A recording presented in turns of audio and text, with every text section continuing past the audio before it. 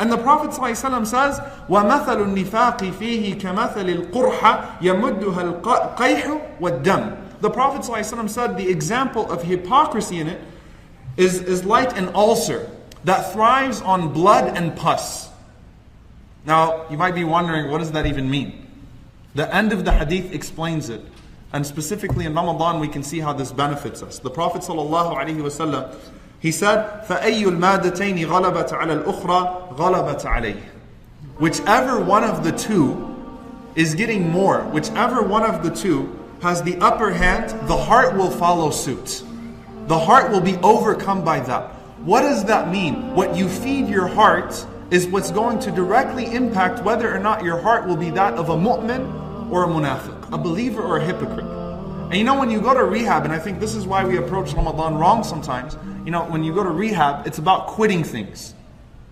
And so if I'm going to Taraweeh every night, but while I'm at home I have the TV on all day, and I'm still spending the same amount of time on the internet, and I'm still talking about the same types of things with people, and I'm hanging out with the same group of people that are polluting and corrupting my heart, then am I feeding the plant, the herb, or am I feeding the ulcer?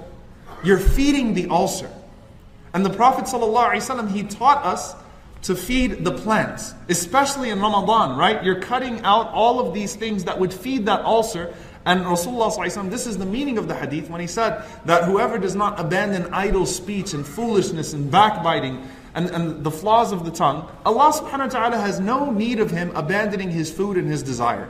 Allah Azza wa Jalla doesn't want all that, right?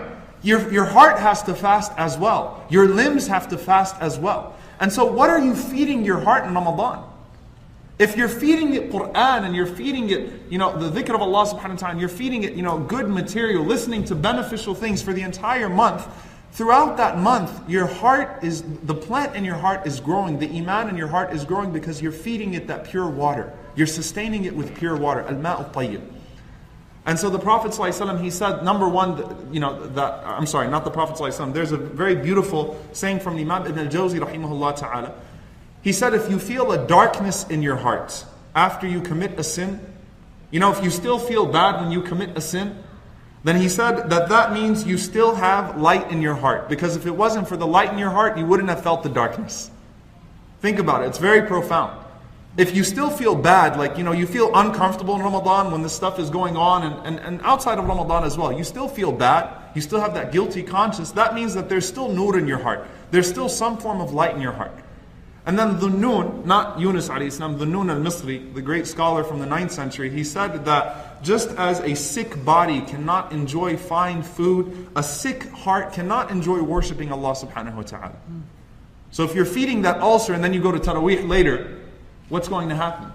It's not going to do anything, right? The great khatira, the great, you know, the great lecture, whatever it is that you're hearing, everything that you're hearing, it's not going to work because you've been feeding the ulcer for 9 hours and now you're just trying to feed this plant for an hour a day. The plant will die.